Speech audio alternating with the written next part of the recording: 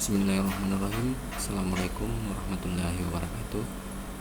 Saya Muhammad Rizky ingin mempresentasikan review Jurnal Nasional Terindeks Sintesa 1 dengan judul Pengelolaan Sampah Organik di Industri Galangan Kapal dengan metode composting menggunakan aktivator ekoenzim dan M4.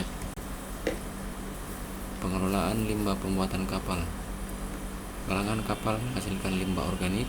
Pengelolaan yang tidak tepat merusak lingkungan. Metode pengurangan limbah yang berkelanjutan. Pengomposan aktivator. Mengelola limbah organik yang dapat terurai secara hayati. Larutan limbah organik yang difermentasi. Larutan mikroba untuk penguraian. Standar kualitas untuk kompos. Pengaturan eksperimental. Lokasi situs industri pembuatan kapal digunakan. Bahan rumput dan dedaunan dijadikan kompos. Perawatan ekoenzim dan aktivator M4. Pemantauan pH, suhu, bau dilacak. Hasil analisis pH. pH ekoenzim meningkat dari 6,4 menjadi 7. pH M4 meningkat dari 6,5 menjadi 6,9. Kepatuhan Standar Nasional Indonesia sesuai spesifikasi kompos. Pelepasan amonia, terjadi peningkatan pH yang disebabkan. Analisis suhu. Suhu akhir dalam Celcius ekoenzim yaitu 30. Suhu akhir dalam Celcius M4 29,9 derajat. Kisaran suhu yang dapat diterima rentang SNI 28 sampai 50. Karakteristik kompos. Warna kedua perlakuan tersebut menghasilkan kompos berwarna gelap. Baunya seperti tanah, agak asam. Tekstur kompos yang dihasilkan gembur dan rapuh. Kriteria SNI memenuhi standar kualitas secara keseluruhan. Efektivitas aktivator. Kunci proses aktivitas mikroorganisme adalah kuncinya. Baku mutu kompos akhir memenuhi standar dekomposisi yang berhasil. Tren pH dan suhu. Fasilitasi yang efektif. Kedua aktivator memfasilitasi pengomposan.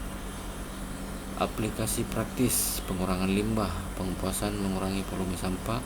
Aktivator efektif. Ekoenzim dan M4 efektif.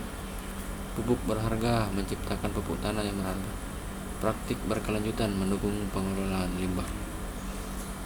Lanjut ke review Jurnal Internasional Terindeks Scopus 1 dengan judul Peran Mikroba dalam Pengolahan Limbah Pertanian Menjadi Pupuk Organik. Pentingnya transformasi limbah pertanian. Limbah pertanian sebagai sumber daya, manfaat ekonomi pupuk organik, ikhtisar tujuan presentasi. Mikroorganisme dekomposisi. Mikroorganisme utama yaitu bakteri, jamur, actinomycet. Peran memecah bahan organik. Ketersediaan nutrisi, meningkatkan ketersediaan nutrisi.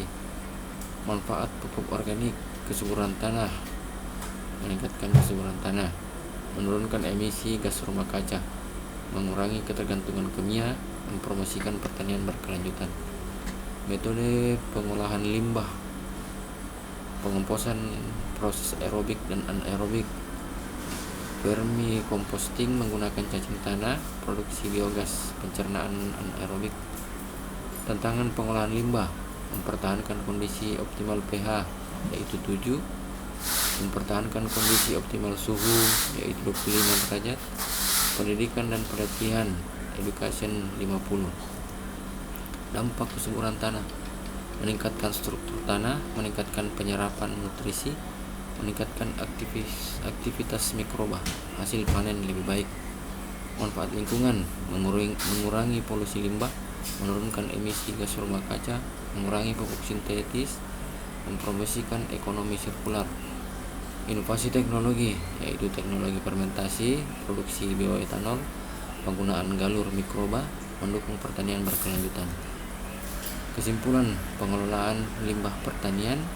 Peran penting mikroorganisme, manfaat lingkungan dan ekonomi, arahan penelitian. Lanjut ke review Jurnal Internasional Terindeks 1 dengan judul Potensi Limbah Hasil Pertanian Padi Menjadi Sumber Bioenergi melalui konsep biorefinery dengan pendekatan pegraf dan analisis ekonomi teknik di Kabupaten Sleman, Yogyakarta. Latar belakang masalah: pengelolaan limbah pertanian berkelanjutan, potensi limbah padi di Indonesia, optimalisasi limbah pertanian sebagai solusi. Tujuan penelitian: konversi limbah padi dengan biorefinery, analisis berbasis penggerak, evaluasi kelayakan ekonomi.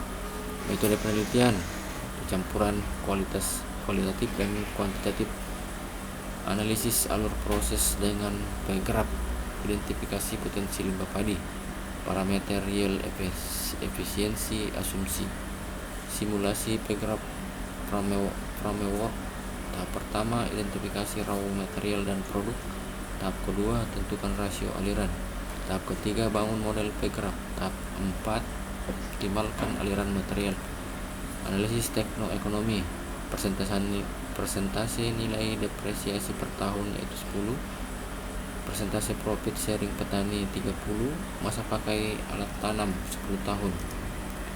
Neraca masa proses: produksi padi Kabupaten Sleman 115.162 ton, sekam padi potensi limbah 23.030 ton, jerami padi potensi limbah 172.743 ton. Fokus konversi bioetanol, biodiesel dan biochar. Neraca masa fermentasi jerami: input jerami yes ekstrak pH 5, output bioetanol technical lignin bahan bakar untuk combustion. Analisis solusi penggerak: input raw material limbah padi, unit proses fermentasi, combustion, gasifikasi, alur superstruktur, aliran material, evaluasi efisiensi, biaya, dampak. Hasil pembahasan: solusi optimal, transesterifikasi dadak padi, solusi maksimal, perlu penelitian lebih lanjut. Keuntungan $9.000 per tahun, analisis ekonomi, perancangan produksi. Dampak pengelolaan limbah: lingkungan, redukasi emisi gas rumah kaca, biochar. Solusi, lapangan kerja, pendapatan, keberlanjutan energi di wilayah pedesaan, target global, perubahan iklim dan energi. Terima kasih. Demikianlah pemaparan presentasi mengenai pengolahan limbah pertanian baik secara nasional maupun secara internasional.